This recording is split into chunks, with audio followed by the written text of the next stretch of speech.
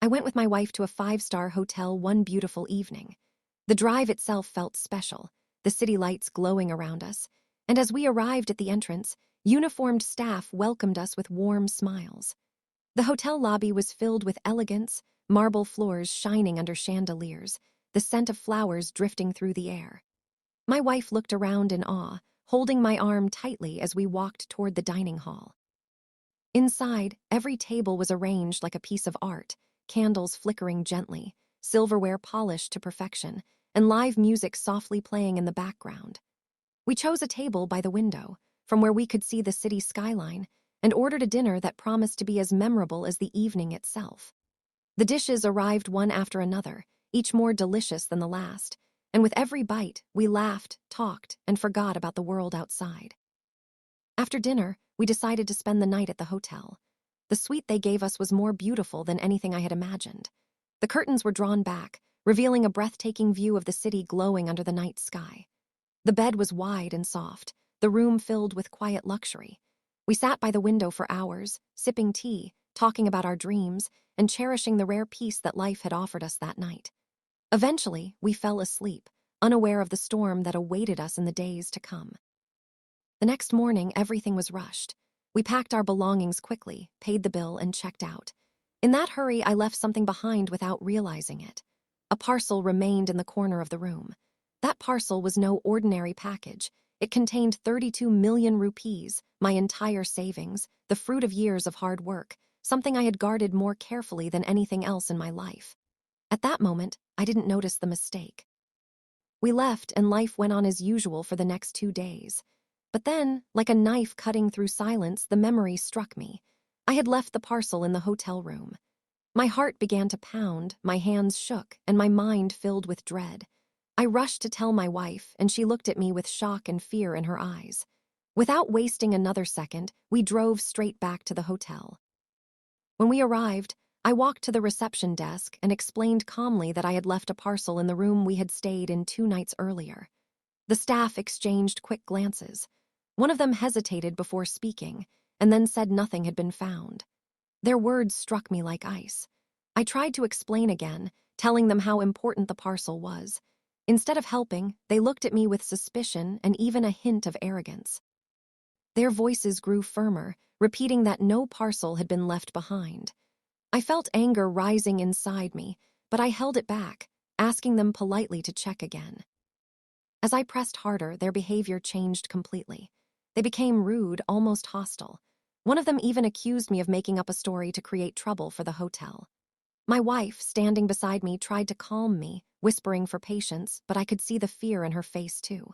The more I demanded, the more aggressive they became, and soon it was clear they had no intention of admitting the truth. My patience snapped. I knew that if I let it go, I would lose everything. I pulled out my phone and dialed the police. Within minutes, the sound of sirens filled the street outside. Several police officers entered the hotel, their presence changing the atmosphere instantly. The staff who had been so confident just moments before now looked uneasy. I explained everything to the officers in detail, and they immediately began their investigation.